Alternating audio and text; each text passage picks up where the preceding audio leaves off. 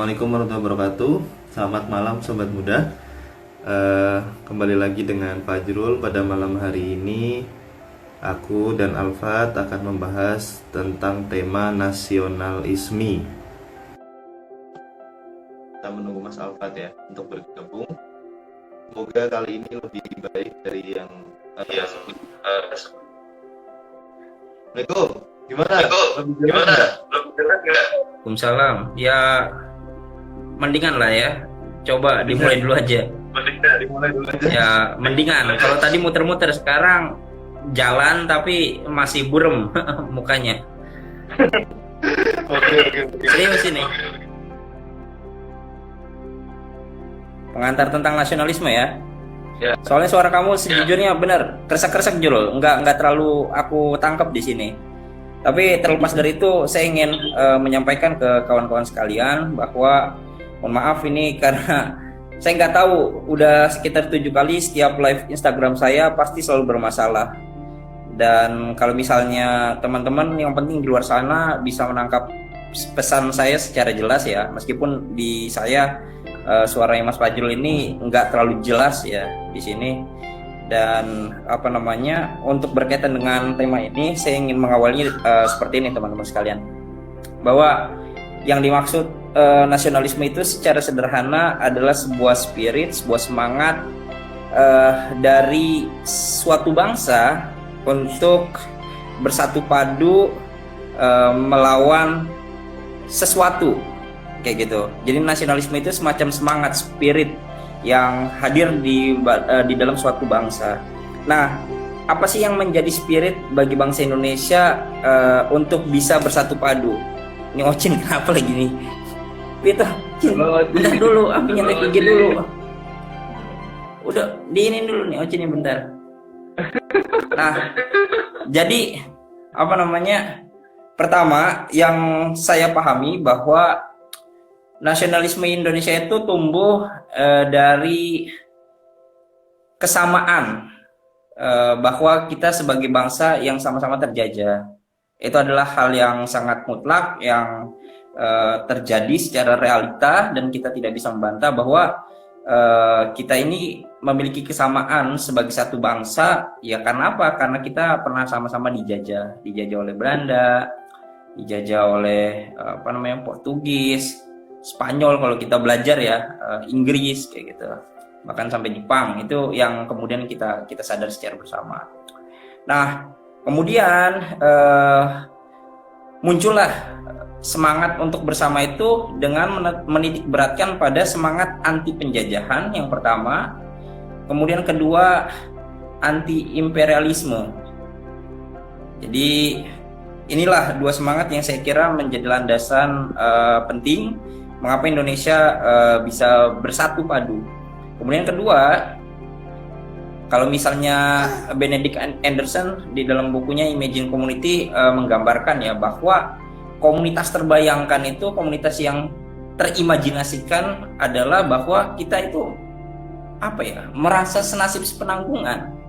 Kita ini menjadi satu bangsa yang meskipun berbeda latar belakang daerahnya, sukunya, agamanya itu merasa sebagai satu bangsa. Kenapa? Karena kita tadi sama-sama merasa mengalami sebuah pengalaman yang pahit di masa lalu kayak gitu. Nah, itu yang kemudian menjadikan kita sebagai satu bangsa bernama bangsa Indonesia. Jadi yang membedakan Indonesia dengan negara lainnya itu, kita itu muncul bangsa terlebih dahulu sebelum hadirnya negara. Kalau di beberapa negara muncul negaranya dulu baru bangsanya gitu. Tapi di Indonesia itu yang muncul itu bangsanya terlebih dahulu baru negaranya.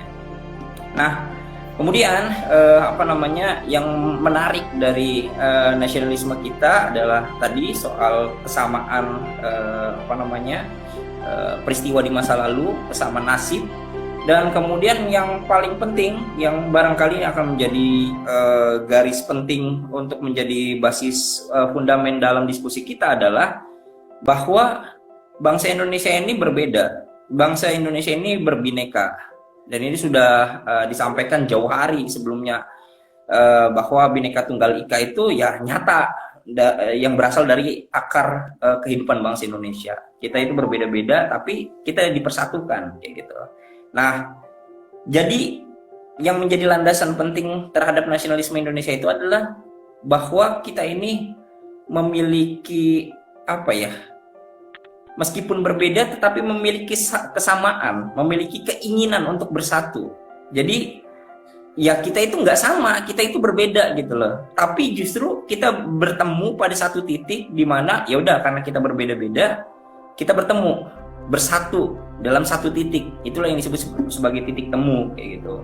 Dan titik temu itu adalah kemerdekaan bangsa Indonesia. Jadi apa namanya, kesadaran kolektif untuk bisa merdeka, dan kemerdekaan itu hanya bisa dilakukan secara kolaboratif melalui gerakan-gerakan yang sifatnya kolosal kayak gitu. Dan itulah yang kemudian pada akhirnya membuat Indonesia merdeka. Dan ciri khas dari nasionalisme Indonesia itu seperti yang saya sebutkan adalah anti kolonialisme dan juga anti imperialisme kayak gitu. Itu menjadi landasan dasar bagi kita untuk memahami lebih jauh tentang nasionalisme. Monggo kalau ada pertanyaan lanjutan.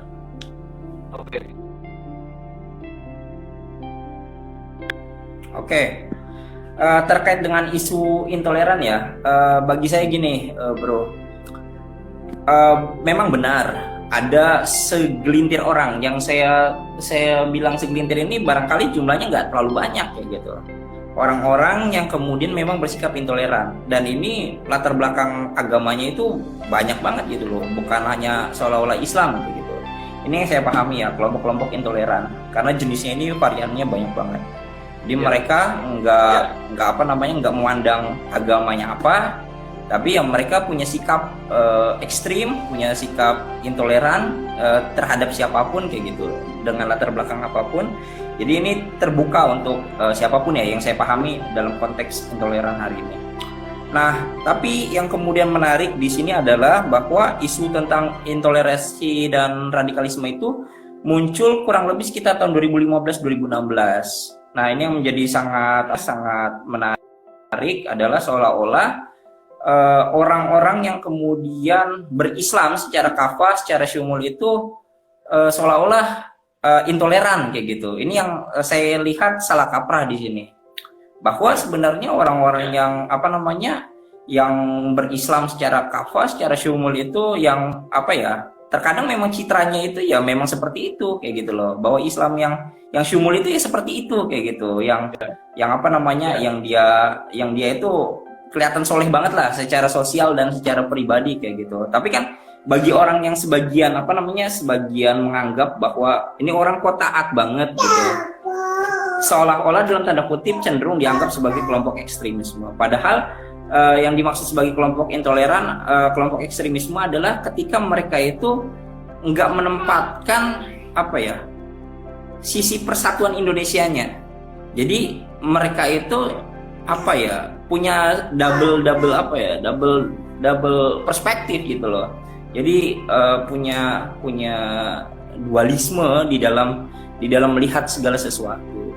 Standar ganda inilah yang kemudian saya kira menjadi kurang pas ya dialamatkan kepada kawan-kawan orang-orang muslim yang memang secara khusus, secara kafah dia menjalankan dan melaksanakan syariatnya kayak gitu. Nah, bagi saya kelompok intoleran yang seperti ini justru adalah ketika mereka menunjuk orang tersebut intoleran, justru mereka sendiri sebenarnya yang sedang intoleran terhadap keberjalanan proses beragama kita. Karena sebelumnya isu-isu tentang intoleransi dan radikalisme ini sejujurnya nggak sampai mengemuka, bahkan dijadikan sebagai isu yang seolah-olah penting banget untuk kita kita hadapi.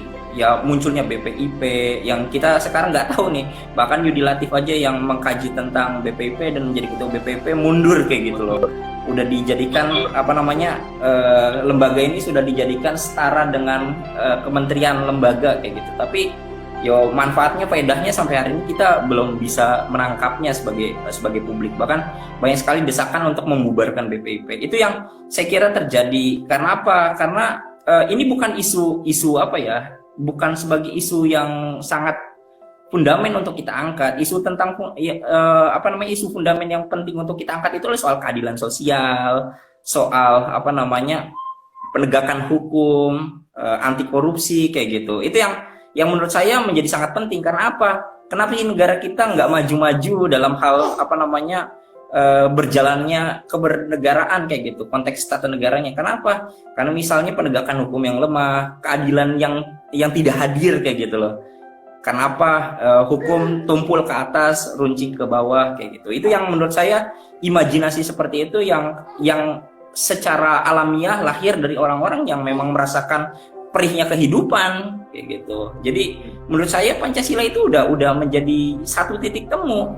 Orang-orang mau berkumpul, bertemu dan mengimani dalam konteks bernegara, yang mengimani Pancasila sebagai ideologi ya karena saya yakin setiap warga negara dari latar belakang apapun mereka bisa menafsirkan Pancasila gitu loh. Dan bagi kelompok yang sering dialamatkan sebagai kelompok ekstremis umat Islam kayak gitu, ya Pancasila itu ya udah Tuhan Yang Maha Esa itu ya maksudnya adalah bagian dari kalimat tauhid kayak gitu. Itu yang saya pahami. Dan Pancasila secara umum 5 poin itu adalah bagian dari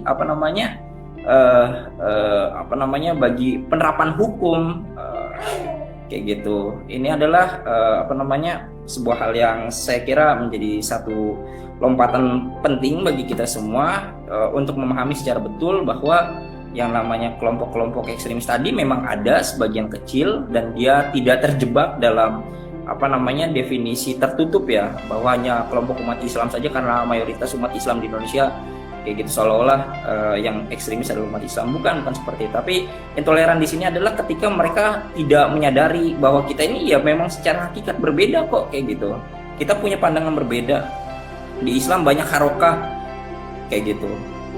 Kemudian kita lihat di Katolik, di Kristen banyak banget. Bahkan kalau misalnya orang-orang Kristen Katolik yang mau ke gereja aja udah jelas tuh, kamu gerejanya apa kayak gitu, alirannya apa. Itu udah sampai hal seperti itu kayak gitu. Jadi variannya banyak, harokahnya banyak, gerakannya banyak. Jadi saya kira kesadaran kolektif bahwa kita sadar kita berbeda tetapi dipersatukan karena kita ingin sama-sama bersatu itu.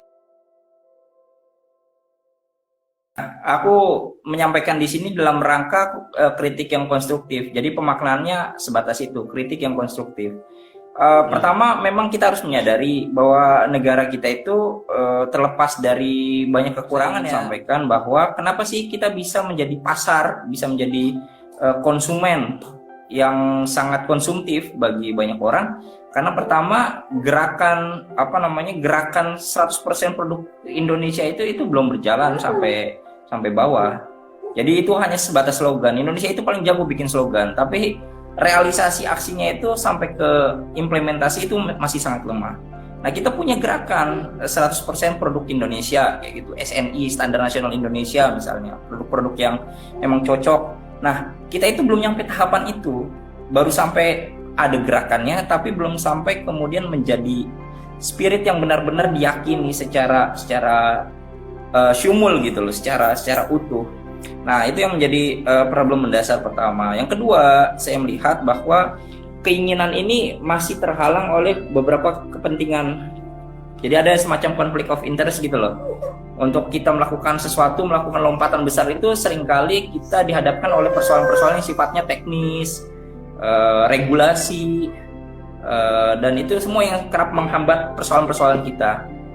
Misalnya untuk kasus nasionalisasi aset dalam bidang minerba gitu, beberapa perusahaan yang sifatnya sangat strategis bagi kepentingan nasional itu lama banget. Kasus Freeport kayak gitu, itu lama banget beresnya.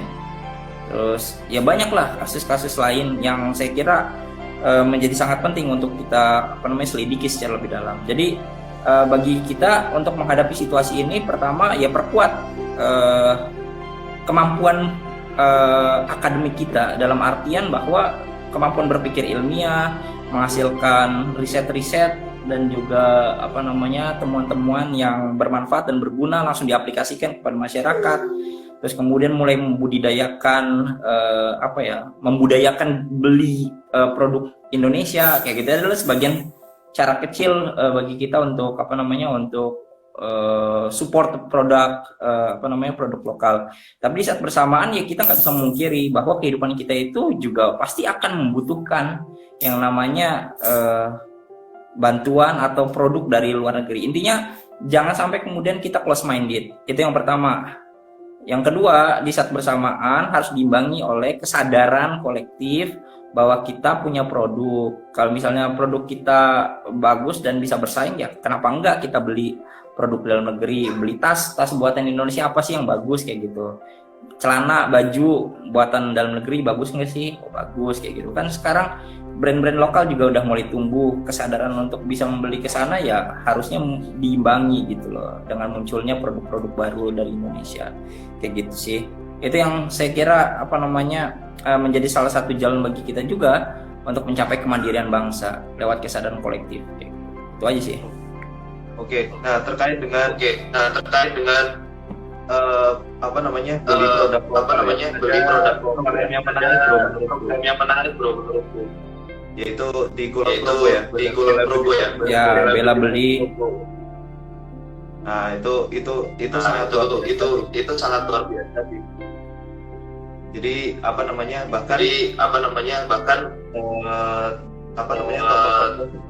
tokoh-tokoh seperti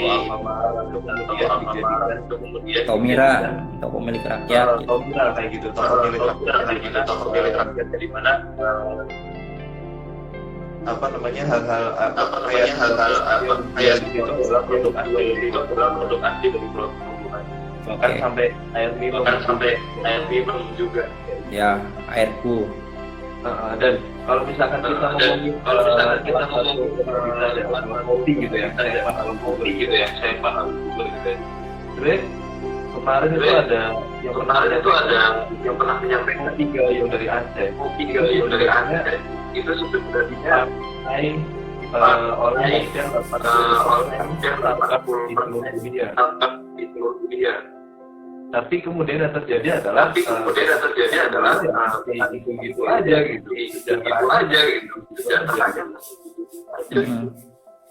Jadi sebenarnya ya itu sangat bisa jadi mendunia. Tapi karena memang kita tuh masih di dalam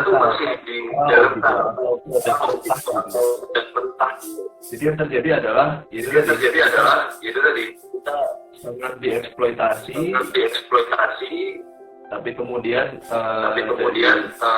dari perusahaan asing itu bisa kemudian di packaging atau diolah dan kembali dijual, bahkan dijual ke warga Indonesia gitu.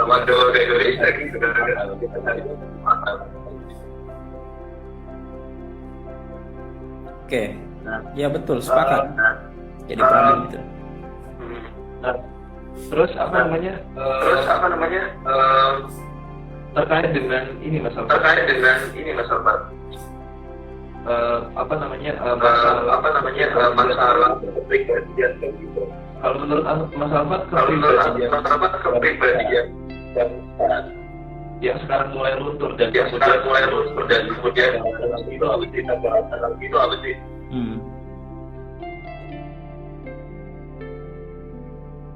Saya ingin sampaikan ya ke teman-teman sekalian, modal sosial bangsa Indonesia itu adalah gotong royong.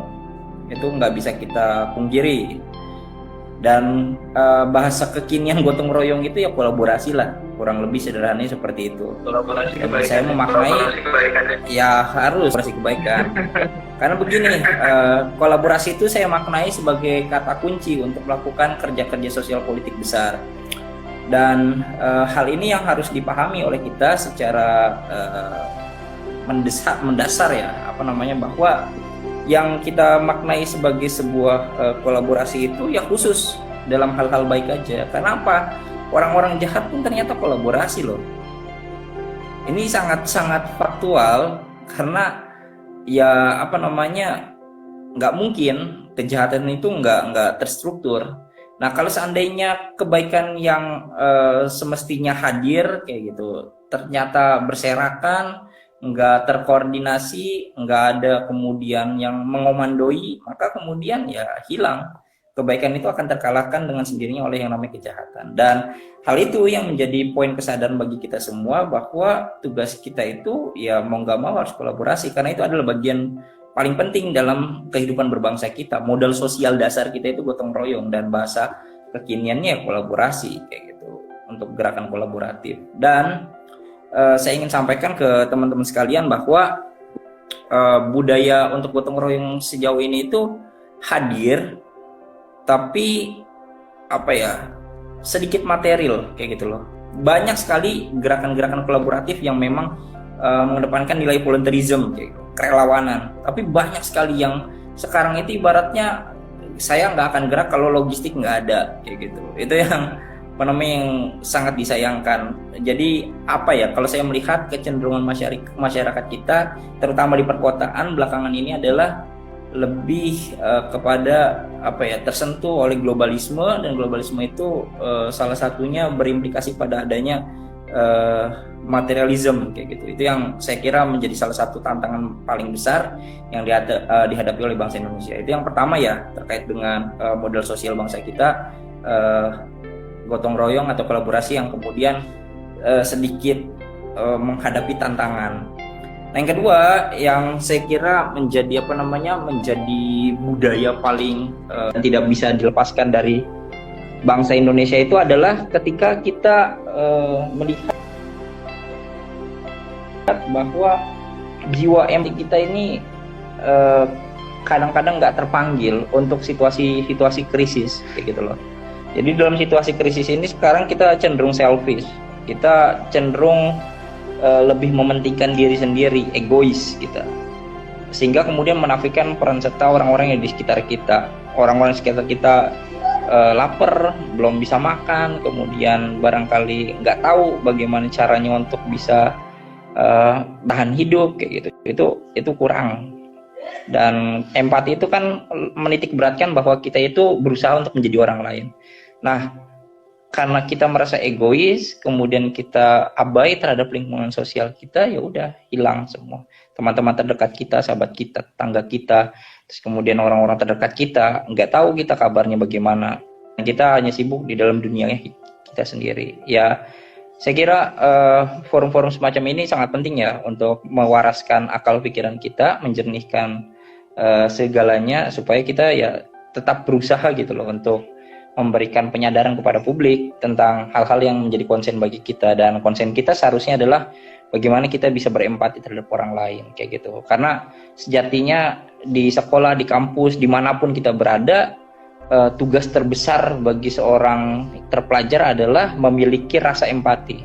Karena rasa empati itulah yang menunjukkan dia sebagai seorang manusia. Itu sih yang menjadi tantangan kita, dan saya kira dua kata kunci tadi, kolaborasi dan juga empati.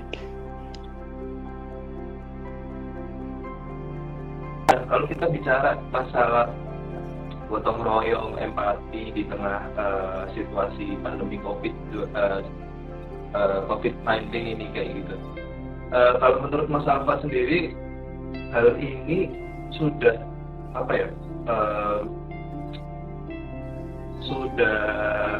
terbangun dengan baik atau belum ya? Maksudnya kan ini ya, kadang yang sempat tuh viral di awal-awal kita perang melawan COVID gitu ya, bahwa tenaga-tenaga kesehatan, dokter, perawat dan lain sebagainya itu juga sempat menyerah ya, bahwa sempat tuh muncul hashtag Indonesia terserah gitu, karena warga kita itu susah untuk kemudian diatur gitu, untuk kemudian mematuhi protokol kesehatan dengan physical distancing, sering pakai masker dan lain sebagainya kayak gitu. Dan kalau kita bicara masalah dampak ekonomi, dampak sosial, itu kan juga banyak yang kemudian banyak juga yang kemudian banyak yang berempati dan kemudian melakukan kegiatan sosial, dan juga kemarin sempat digaungkan oleh teman-teman kolaborasi kebaikan untuk membantu warga masyarakat yang membutuhkan kayak gitu. Kalau dari menurut Mas Alfa sendiri, kalau kita berangkat dari tadi ya, gotong royong dan empati gitu ya, di masa pandemi ini, apa yang menjadi evaluasi gitu? Ya, pertama saya melihat gini, di Indonesia ini penerapan PSBB terlambat. Itu harus kita akui. Kenapa terlambat? Karena di awal kita gagal membangun konsolidasi. Jadi pusat punya pemikiran sendiri, daerah punya pemikiran sendiri, dan misinformasi dan juga mismanagement terjadi. Itu adalah runtutan logikanya. Jadi saya melihat di awal terjadi rivalitas politik antara pemerintah pusat dengan pemerintah daerah. Pemerintah pusat nggak mau nih ada kepala daerah yang kira-kira lebih unggul dari pemimpin nasional, pemimpin politik nasional, kayak gitu. Dan persoalan kedua yang saya lihat selain persoalan keterlambatan rivalitas politik, ini juga ada permasalahan tentang sikap-sikap yang sifatnya anti sains. Ini berdasarkan kajian Visipol UGM disampaikan bahwa banyak sekali pejabat pemerintah yang di awal itu justru menunjukkan sifat anti sains. Misalnya contohnya kayak gini, COVID-19 gagal masuk ke Indonesia karena misalnya kita rajin doa kunut kayak gitu. Itu pertama pernah disebutkan. Kedua, misalnya karena kita cukup minum susu kuda liar kayak gitu. Itu kan pernyataan-pernyataan yang sebenarnya sangat sulit untuk dibuktikan secara secara ilmiah kayak gitu. Itu yang perlu didalami. Dan banyak sekali saya mencatat ada sekitar 19 pernyataan kalau nggak salah yang berkaitan dengan pernyataan sifat anti sains yang itu muncul dari mulut pejabat kayak gitu. Itu yang kedua.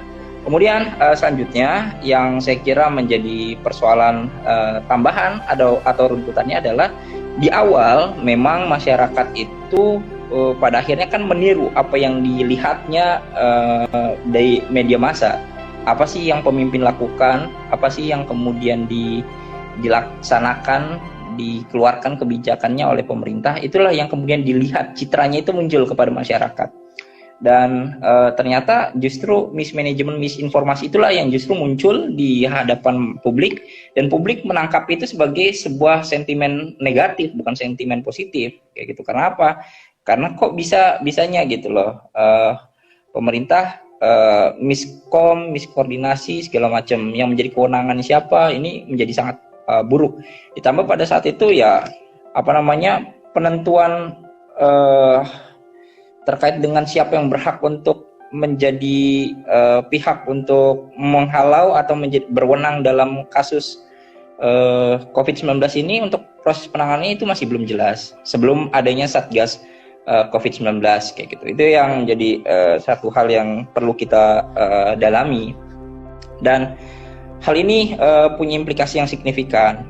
Masyarakat sudah di awal sudah sangat kreatif, sudah sangat bagus membantu melakukan aksi penggalangan dana dari influencer, tokoh-tokoh kayak gitu, gerakan NGO, social society kayak gitu, civil society itu udah muncul, masyarakat biasa pun bahkan komunitas-komunitas itu sudah menggalang dana, udah terkumpul, dibelikan, tersalurkan kayak gitu loh. Masyarakat panic buying kayak gitu ya, harga masih sangat melonjak ya, semua udah terdistribusikan. Bahkan kolaborasi kebaikan pun total dana yang terkumpul sekitar 20 jutaan lebih itu semua sampai hari ini sudah disalurkan semuanya, persis dua tahap kayak gitu. Tapi sampai hari ini kita melihat trennya bahkan untuk menandakan bahwa siklus grafik pertama itu selesai atau gelombang pertama pandemi COVID-19 selesai, itu kita belum pernah menemukannya, karena sampai hari ini tuh gelombang pertama pun nggak selesai kayak gitu loh. Karena trennya selalu menanjak dari hari ke hari, nggak ada pengurangan yang bisa kita lihat secara signifikan. Nah artinya teman-teman sekalian, masyarakat nih udah disuruh PSBB baru-baru belakangan ini, baru-baru. Jadi di awal itu kita nggak punya punya sensitivitas untuk melakukan PSBB. Kenapa? Ada kekhawatiran kayak gitu. Dulu kan yang mau dilakukan adalah darurat sipil. Kenapa? Kok kita mau perang sama negara mana kayak gitu loh.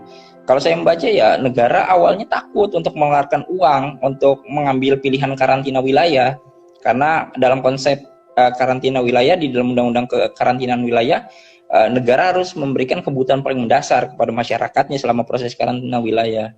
Nah, tapi yang terjadi adalah justru biaya yang dikeluarkan itu jadi banyak sekali, jadi multi paying gitu loh. Jadi banyak kita membayar untuk sesuatu yang sangat banyak sekali.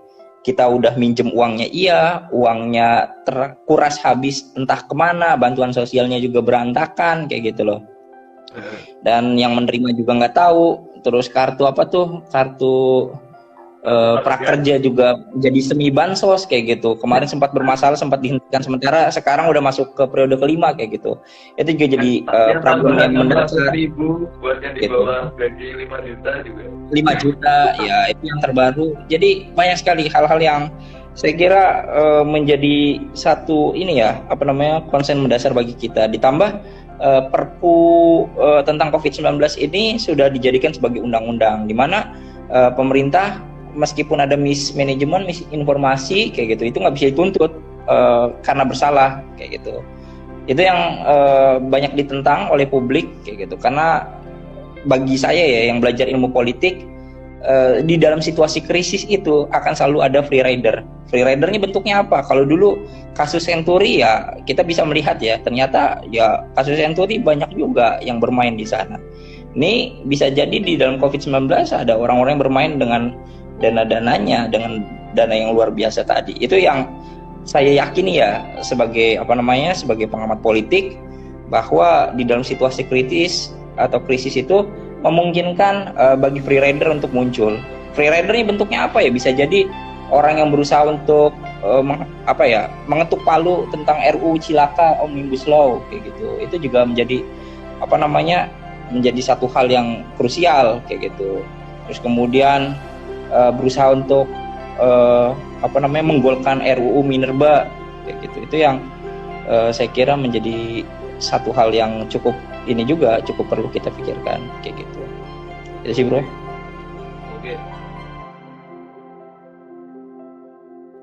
Ini ada mungkin biar agak penyegaran dikit ya Mas Alfat ya. Ini ada yang tanya, itu apa benar namanya Mas Alfat Bagus Bangun Elor ada Indonesianya? Oh bisa. Ya bisa. Ya kan nama doa harapan. Oh, harapan. Itu nama doa harapan. Orang tua berharap ya bisa punya apa namanya, generasi yang punya kontribusi lah untuk bangsa. Jadi namanya Indonesia ya kan? Ya itu. Oke.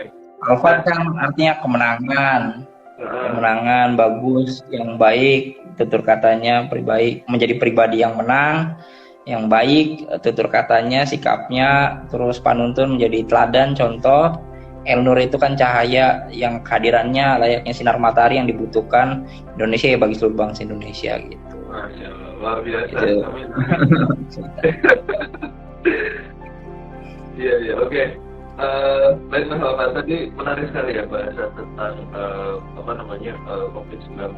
Jadi memang dari awal benar sih, dari pemerintah pusat dan daerah itu juga banyak sekali miskomunikasi gitu ya, miskonsepsi bahwa yang sini maunya lockdown tapi kemudian pusat tidak memperbolehkan dan sebagainya. Dan juga itu pemerintah pusat tuh memang sangat main aman gitu ya untuk COVID-19. Iya, betul. Dengan tidak memperlakukan lockdown ya itu ya mungkin walaupun suntikan dana lewat keluarga harapan atau bansos atau yang terbaru itu apa namanya, partai politik pada ribut tuh soal program keluarga harapan tuh, pada rebutan. Ya itu kan orang parpol kan harusnya nggak boleh, ini malah mau diklaim tuh sama salah satu parpol. Itulah. Nah, terus yang khawatir uang itu digunakan sebagai dana untuk kampanye, seolah-olah nanti padahal kan itu uang negara ya. Ya karena yang lead partai tertentu kayak gitu, nanti kan bisa diklaim bahwa ini adalah program partai kayak gitu kan. Sekarang gampang banget di berbagai macam daerah, dana COVID itu kan sering banget disalahgunakan oleh petahana untuk maju pilkada 2020 ini. Itu menjadi tantangan kita. Jadi kita itu apa ya, imperium Indonesia itu sedang dihadapkan pada persoalan yang sangat kompleks. Itu aja. Oke. Nah terus kalau misalkan kita berbicara dari sisi kesehatan juga demikian ya, maksudnya ya ini walaupun kemarin vaksin itu di tahap ketiga mau tahap uji coba gitu dan kemarin kalau dari Mas Erick Thohir itu kan juga beliau bilang bahwa ya kemungkinan Januari Februari itu vaksin sudah siap kayak gitu kan, tapi memang Ya siap, kalau relawannya udah paling nggak memenuhi 3.000, kan Erick Thohir minta rakyat dulu, baru pemimpin. Kayak gitu. Iya. Nah itu makanya. Nah, jadi dan tapi ya kayak gitulah, maksudnya dengan terus bertambahnya kasus, terus kemudian apa namanya banyak nakes baik dokter perawat yang kemudian berguguran. Bahkan terakhir saya dapat kabar kemarin itu tadi salah satu ketua agama kedokteran Makassar, di beliau Dr. Ahmad Ibrahim SPPD yang meninggal dunia karena apa namanya berjuang untuk melawan COVID ya. Saya semoga pahlawan-pahlawan di bidang medis ini terutama ya bisa kemudian mendapatkan tempat terbaik di sisi Tuhan Yang Maha Esa kayak gitu. Oke, nah dengan segala permasalahan itu belum kita ngomongin masalah yang lain gitu kayak HAM, kasus Novel Baswedan, terus kasus-kasus HAM masa lalu yang kemudian juga belum diselesaikan dan yang diduga menjadi aktor itu malah sekarang berkeliaran di istana kayak gitu kan. Ada nggak mungkin apa ya harapan kayak gitu dan mungkin proyeksi kalau dari masyarakat ya untuk Indonesia di masa depan, apalagi ini kan udah 3/4 abad gitu, kita tuh udah 75 tahun kayak gitu, dan apa namanya 25 tahun lagi ya kita 1 abad nih kayak gitu. Ada nggak harapan kayak gitu Mas? Atau mungkin proyeksi bahwa Indonesia ini ya insya Allah lah, walaupun sekarang masalahnya banyak, tapi kita itu apa ya harus optimis kayak gitu untuk kemudian bisa lagi menjadi sebuah bangsa dan negara yang kemudian disegani di bidang sosial, politik, ekonomi, dan lain sebagainya kayak gitu. Ya, tentu ada. Karena kita mulai semua dari kesadaran bahwa optimisme itu penting. Tapi soal realitas itu yang harus kemudian kita juga pahami, kita sadar secara bersama. Artinya kita itu nggak cuma berangan-angan atau bermimpi kosong. Kita punya keyakinan, kesadaran bahwa kita punya optimisme, dan optimisme itu harus diimbangi dan ditopang oleh kesadaran untuk mengubah diri, lingkungan sosial, supaya bisa menjadi lebih baik. Nah, hal ini yang kita sadari bahwa 75 tahun kita Indonesia merdeka, masih banyak hal-hal yang perlu kita perbaiki. Dari persoalan yang paling saya sorot itu ya soal penegakan hukum, kemudian soal keadilan sosial, terus kemudian bicara lagi tentang reformasi birokrasi yang belum berjalan, proses demokratisasi yang justru saya lihat beberapa tahun terakhir justru mundur indeks kualitas demokrasi kita kayak gitu. Itu adalah persoalan-persoalan yang sebenarnya bisa kita selesaikan secara baik-baik, bisa kita selesaikan secara secara sadar kayak gitu. Asal ya kita semua punya keyakinan, punya sense of belonging terhadap Indonesia. Dan masalah apapun saya yakin pasti sekompleks apapun pasti bisa kita penuhi, bisa kita cari jalan keluarnya. Nah, caranya bagaimana? Ya kita harus sama-sama punya kesadaran. Pertama, bahwa masa depan bangsa itu ada di tangan kita. Your own destiny is in your hand kayak gitu. Jadi ya tujuan goal besarmu itu, tujuan akhirmu itu dalam hidupmu itu ada di tangan kamu kayak gitu loh. Takdirmu itu ada di tangan kamu. Karena apa? Karena takdir kan nggak sepenuhnya menerima. Sebagian takdir itu harus kita rebut. Dan cara merebut takdir yang paling tepat ya kita harus berusaha untuk melakukan sebuah gerakan mobilitas vertikal. Kalau selama ini kita barangkali kalau saya itu kemarin tergelitik ada salah satu filosofi yang sangat menarik yang saya ingin kutip di sini bagi kawan-kawan yang berada di grassroots ya kayak gitu loh. Jadilah seperti tai ayam. Kenapa? Meskipun kita berada di bawah, tapi tidak ada seorang pun yang berani menginjak kayak gitu. Itu menjadi menjadi satu filosofi yang menurutku sangat penting kayak gitu loh. Bagi kita ya, yang hari ini kan kita berada di posisi bawah kayak gitu loh. Ya kita siapa sih? kita bukan pengambil keputusan kebijakan, kita masyarakat biasa, warga sipil biasa yang berusaha untuk memberikan pandangan, gagasan kepada pemerintah hari ini kayak gitu. Tapi tadi seperti filosofi tai ayam tadi, kalau misalnya kita ini ibaratnya berada di bawah, meskipun berada di bawah, tapi nggak ada seorang pun yang berani menginjak kita. Ini menjadi satu hal yang saya kira, ayo kita sama-sama, kita punya martabat kayak gitu loh. Meskipun terlihat menjijikan, meskipun terlihat kita kita terlihat bau kayak gitu, tapi nggak ada seorang pun yang berani untuk menginjak-injak kita. Itu menjadi satu konsen kita. Dan kemudian selanjutnya saya kira ya, bangsa kita itu bangsa yang sangat beragam, dan cara mengelola bangsa yang beragam ini nggak bisa dikelola dengan segelintir orang saja.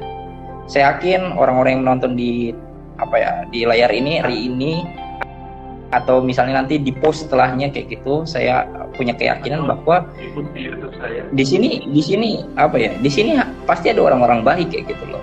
Yang orang-orang baik itu latar belakangnya pasti berbeda, entah agamanya, sukunya, rasnya, minatnya, afiliasi politiknya kayak gitu loh.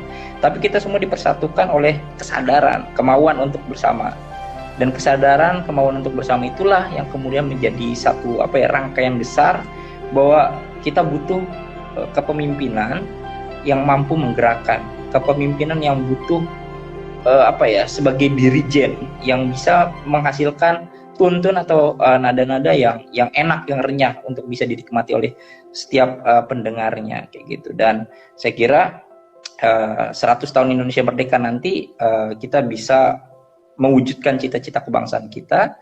Dan salah satu kontribusi yang bisa kita lakukan adalah, barangkali hari ini kita nggak suka dengan orang-orang yang kemudian berada di lingkaran kekuasaan, entah karena faktor masa lalunya, atau kemudian faktor track recordnya, rekam jejak yang kurang bagus, atau kebijakan pengelolaan negaranya hari ini yang kurang tepat kayak gitu. Tapi yang terpenting adalah kita ambil hikmahnya, ambil baiknya dari proses berjalan hari ini, kemudian kita jadikan pembelajaran yang buruk-buruk itu untuk dalam rangka mengevaluasi.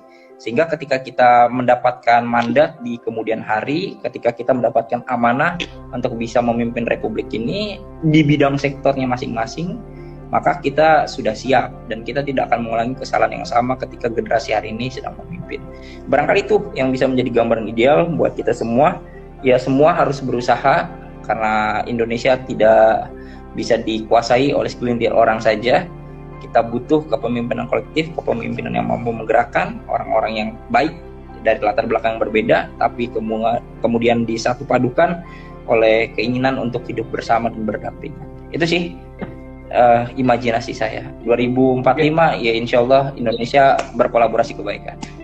Masya Allah, mantap, luar biasa Mas Alfat. Ya, terima kasih Mas Alfat buat diskusi santai dan hangat, dan insya Allah luar biasa pada malam hari ini. Ya, bagi teman-teman yang mungkin belum bisa menyaksikan langsung ya pada malam hari ini, ya nanti mungkin bisa lihat di postnya setelah ini, atau nanti ini juga akan saya upload di YouTube saya, di Mas Fajrul, nanti linknya juga akan saya bagikan ya.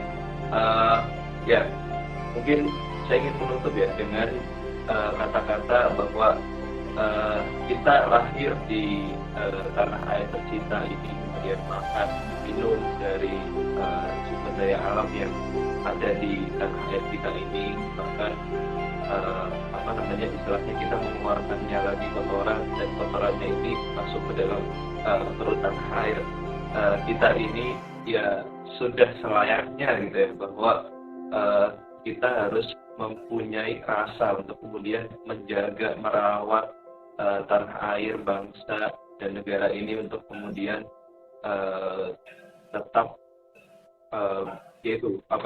berjaya kayak gitu, tetap kemudian mempunyai kepribadian yang unggul, dan ya kita senantiasa berharap gitu ya, kita kemudian bisa meniru nenek-nenek moyang kita di masa lalu, bahwa Majapahit pun pernah membuktikan bahwa itu tadi Indonesia atau Nusantara ini sebenarnya merupakan suatu bangsa yang kuat kayak gitu.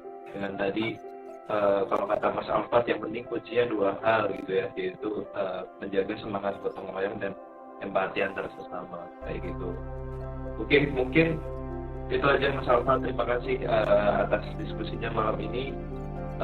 Siap. Semoga kita bisa berjumpa lagi lain waktu gitu ya, insya Allah. Dan Amin. untuk Insya Allah. insya Allah masih ada 3 diskusi lagi ya di seri kemerdekaan ini, yaitu tanggal 17 nanti kita akan ngomongin masalah nasionalis religius bareng Mas Sergi Arobi. Kemudian tanggal 22 kita akan bedah buku When China Ruled the World bareng Mas Sri Bintang Pamungkas, tapi bukan Sri Bintang yang itu.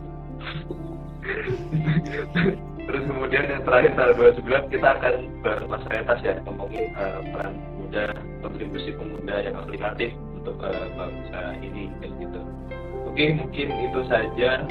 Terima kasih teman-teman yang sudah bergabung dari awal sampai akhir dan yang sudah bergabung di tengah-tengah tadi juga.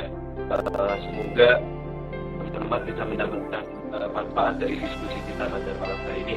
Oke, sebelum kita akhiri gitu ya, karena di awal tadi sepertinya sempat tersendat gitu ya. Marilah kita merenung, menundukkan kepala sejenak, berdoa untuk pahlawan-pahlawan kita yang telah gugur di medan laga, baik sebelum kemerdekaan dan pasca kemerdekaan. Berdoa, kita silakan Al-Fatihah.